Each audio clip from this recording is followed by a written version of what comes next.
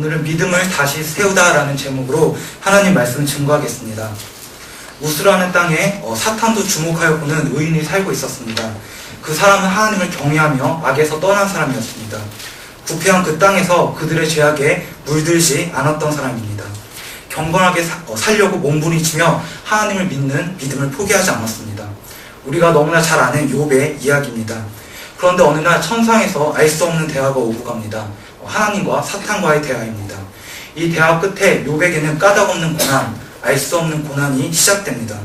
보십시오. 10명의 자녀들이 다 죽습니다. 그리고 모든 재산을 잃어버립니다. 수바 사람들이 쳐들어와서 소유물을 빼앗고 칼로 자녀들을 찔러 죽입니다.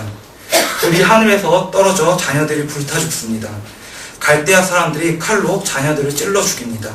큰 바람이 와서 집이 무너져 깔려 죽습니다. 하루입니다. 이 모든 일이 하루 만에 일어난 일입니다. 그런데 욥은 입술로 하나님을 원망하지 않습니다. 그 뒤에 천상에서 알 수 없는 대화가 또 오고 갑니다. 그 뒤에 욥 자신도 온몸에 종기로 병듭니다. 이 고난 앞에 우리는 무슨 말을 해야 합니까? 욥의 아내가 말합니다. 하나님을 욕하고 죽으라. 하나님 앞에 울다라는 책의 저자 제랄드 시처 이야기입니다. 저자는 기독교 종교학교 교수로서 하루 저녁에 사랑하는 아내와 그리고 4살 딸 그리고 자기의 친어머니를 한꺼번에 떠나보냅니다. 음주운전을 한 상대 차량과 정면 충돌을 한 것입니다. 아픔을 일으킨 당사자, 그 음주운전자는 법정인 공유로든 유죄 인정을 받지 않았습니다. 무죄 판결이 난 것입니다. 이런 이야기는 우리 주변에 넘쳐납니다. 사고의 임의성, 고난의 문제는 우리 기독교인을 비껴가지 않습니다. 세상을 창조하시고 세상을 주관하신다는 하나님을 믿는 우리에게도 동일한 일이 일어납니다. 인생의 비극과 실망에서 면제되는 사람은 아무도 없습니다. 세상 사람도 우리에게 도전합니다. 예수 믿는 너에게 왜 그런 일이 일어나는가? 널 보면 하나님은 살아계신 것 같지 않다. 내가 믿는 하나님이 정말로 살아있다면 그 고난 가운데 널 도와주고 널 지켜줬어야 하는 거 아니냐? 하나님이 없던지 하나님이 있어도 널 사랑하지 않던지 그것도 아니면 널 지켜줄 만한 그런 능력이 없는 것 아니냐? 합리적으로 생각해봐라. 내가 믿는 하나님이 정말로 살아계시다면 너에게 왜 그런 고난이 찾아오는가? 여러분은 이 질문 앞에 어떻게 대답하시겠습니까? 침묵하기에는 그들의 도전이 합당해 보입니다. 그냥 믿어라는 말은 무책임하게 보일 뿐입니다. 자기에게 닥친 시험과 고난이란 문제 앞에 회의주의에 빠져 기독교를 떠난 사람들이 많습니다. 20세기 최고의 복음 전도자라고 불리는 빌리 그레함과 1940년도 함께 동역자로 사역했던 찰스 템플턴이라는 사람이 있었습니다. 이 둘은 함께 복음 증거를 하면서 예수님을 증거하던 사람들이었습니다. 당시 찰스 템플턴은 빌리 그레함보다 예수님을 더 뛰어나게 증거했던 사람입니다. 그러던 그가 단 한 장의 사진 앞에 불가지론자로 돌아서게 됩니다. 불가지론자란 하나님이 있을 수도 있고 없을 수도 있고 난 모르겠다라는 입장입니다. 그 한 장의 사진은 아프리카 흑인 여자가 자기 죽은 아이를 안고 처참한 감옥 가운데서 하늘을 올려다보고 있는 사진이었습니다. 그는 생각했습니다. 사랑의 하나님이 정말로 살아계시다면 왜 이런 일이 일어나는가? 하나님은 이런 고난들을 왜 외면하시는가? 하나님의 능력 가운데 복음을 증거하던 그가 단 한 장의 사진 앞에 불가지론자로 돌아선 것입니다. 이성적으로 합리적으로 생각하면 기독교는 믿을 수 없는 종교입니까? 결코 그렇지 않습니다. 곰곰이 또 자세히 합리적으로 생각해봐도 믿을 수 있게 믿는 것이 기독교입니다. 고난이 찾아와도 물질세계가 다 무너져도 목숨이 끊어져도 포기할 수 없는 것이 하나님을 믿는 믿음입니다. 하나님은 살아계시고 이 세상을 주관하시고 우리를 사랑한다라는 이 진리는 그 어떤 도전과 질문 앞에 결코 굴복되지 않습니다. 왜냐하면 진리이기 때문입니다. 하지만 고난이 찾아오면 우리의 믿음은 시계추처럼 항상 흔들립니다. 믿음에서 불신으로 그리고 불신에서 믿음으로. 그래서 오늘 시간에는 고백 요난을 통해서 잿더미 위에서 다 무너진 곳에서 다시 믿음을 세웠던 요처럼 우리의 믿음을 다시 세우는 그러한 시간이 되기를 소망합니다. 욥이 고난 중에 있다는 소식을 듣고 욥의 세 친구들이 찾아옵니다. 그들은 서로 약속을 하며 욥을 위로하려고 왔습니다. 멀리서 욥을 바라보니 그 전에 알고 있던 욥의 모습은 찾아볼 수 없었습니다. 그들은 충격에 휩싸여 소리질러 옵니다.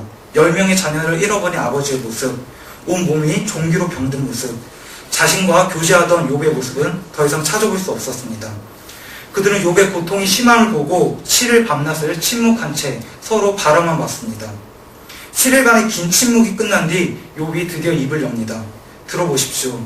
나의 낱날이 멸망하였더라면, 나 말이 배웠다 하던 그 밤도 그러하였더라면, 그 날이 캄캄하였더라면, 하나님이 위에서 돌아보지 마셨더라면, 빛도 그 날을 비추지 말았더라면, 유황과 사망의 그날이 자기의 것이라 주장하였더라면, 구름이 그 위에 덮였더라면, 낮을 캄캄하게 하는 것이 그 날을 두렵게 하였더라면, 모든 고난 가운데서도 자신의 입술로 범죄하지 않던 욥이 침묵 뒤에 갑자기 돌변합니다.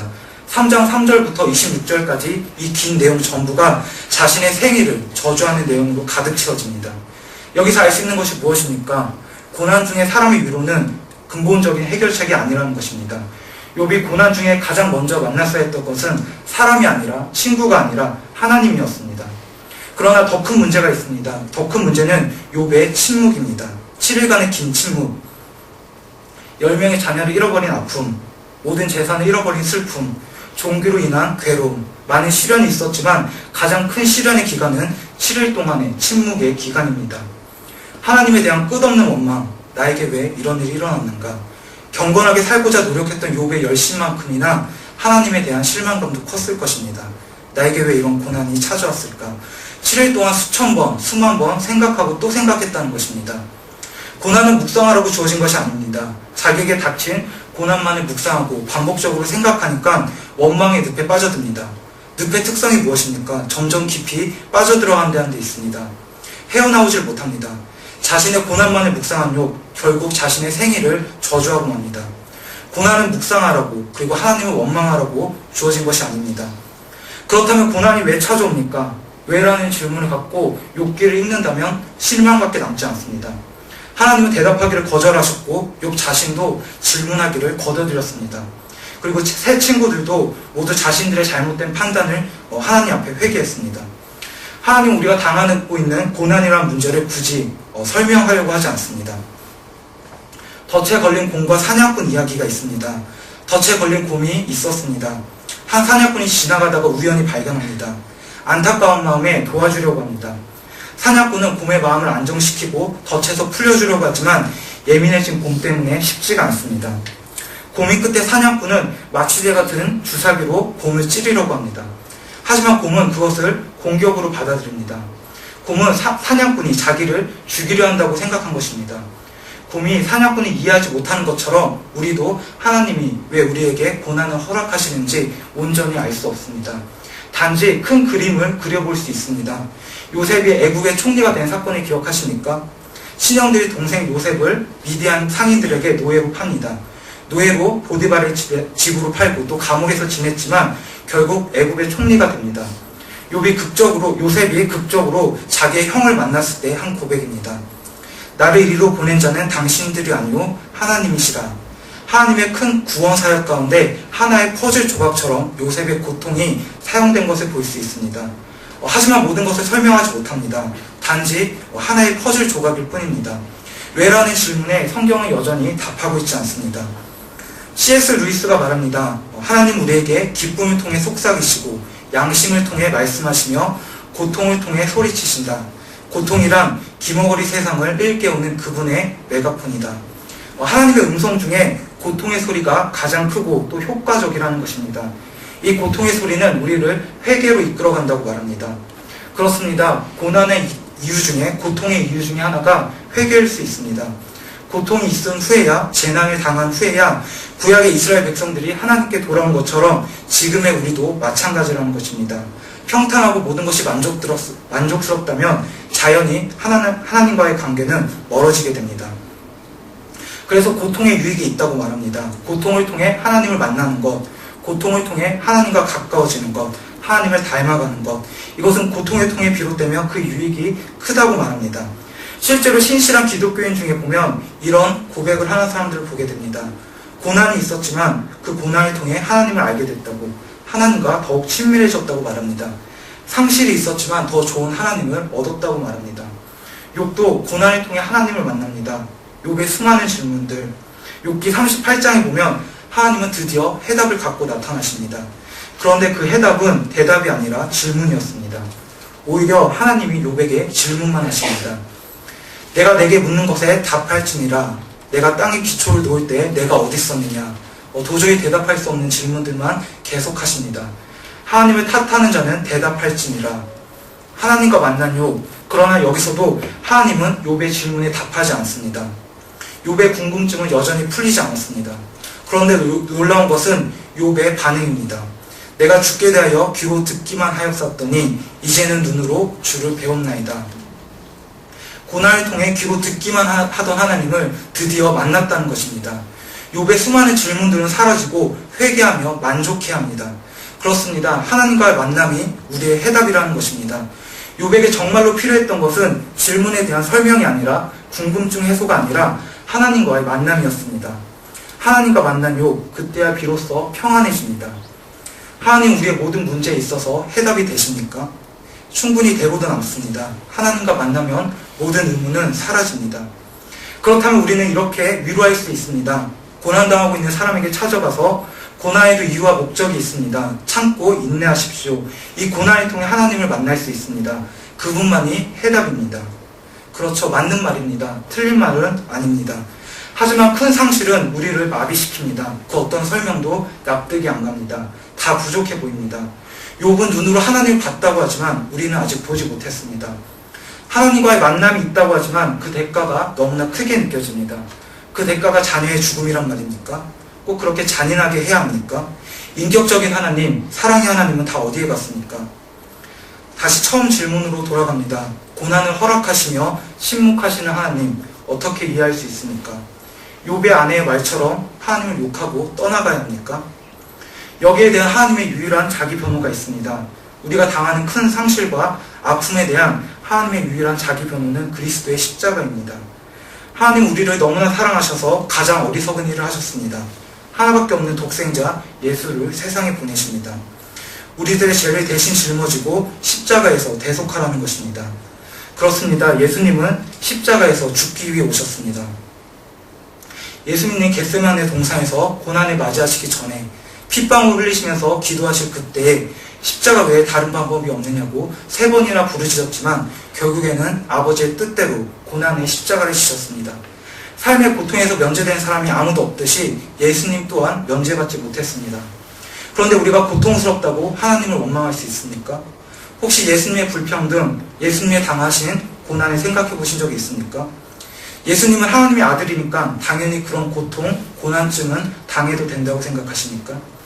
고통에 대한 하나님의 유일한 자기 변호가 있다면 그것은 그리스도의 십자가입니다. 십자가를 바라보라는 것입니다. 독생자를 주고 우리를 건져주신 하나님의 사랑, 이 사랑이면 충분하지 않습니까? 오늘 읽은 본문 말씀입니다. 제가 다시 한번 읽어드리겠습니다. 욥기 19장 25절 말씀입니다.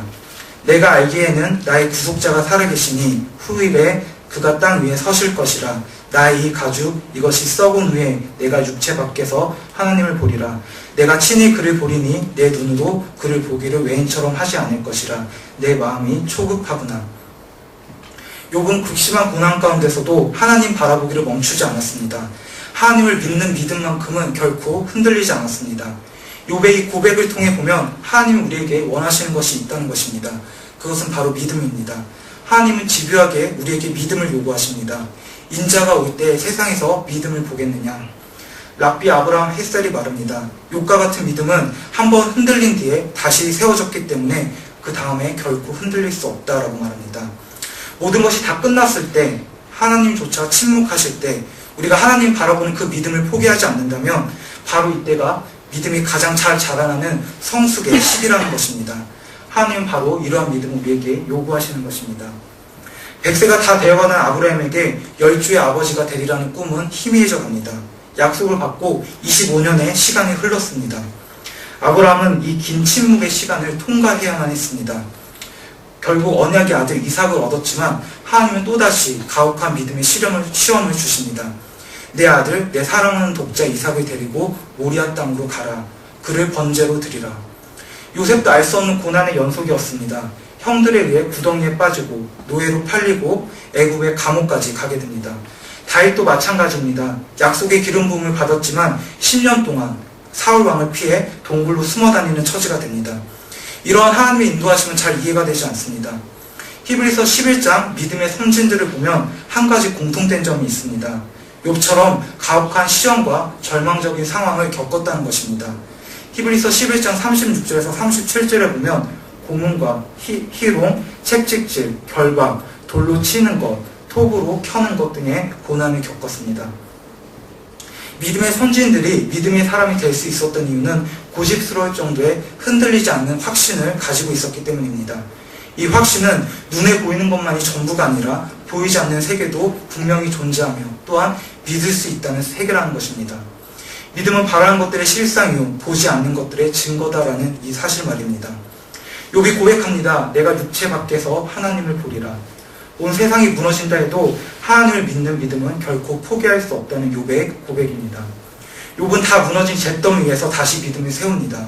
그리고 그 믿음은 흔들리지 않는 견고한 믿음이 됐습니다. 고난을 통해 하나님 우리에게 보시고자 하시는 것이 있다면 그것은 믿음일 것입니다. 그리고 이 갈등의 시간이 우리의 믿음을 성장시킨다는 겁니다. 그렇다면 하나님은 왜 그토록 끈질기게 우리에게 믿음을 요구하십니까? 믿음장의 결론입니다. 이런 사람들은 세상이 감당치 못하도다.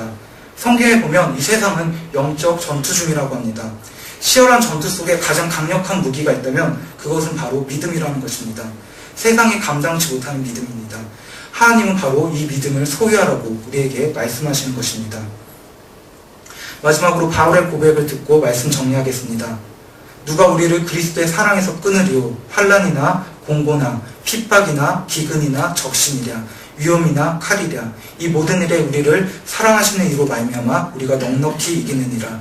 우리를 우리 주 예수 그리스도 안에 있는 하나님의 사랑에서 끊을 수 없으리라. 고난은 누구에게나 불시에 찾아옵니다. 하지만 우리는 고난 앞에 좌절하지 않습니다. 야고보 사도가 말합니다. 여러 가지 시험이 너희에게 있다고 말합니다. 그러나 성경의 공통된 말은 시험을 만나거든 온전히 기쁘게 여기라는 것입니다. 이 고난도 통과할 힘을 하나님이 주시고 또 통과한 자는 세상이 감당치 못하는 믿음을 소유하여 하나님의 강력한 용사로 서게 된다는 것입니다. 이 믿음 소유합시다. 고난 가운데 물러나는 것이 아니라 다시금 믿음을 세웠던 욥과 같이 되기를 원합니다.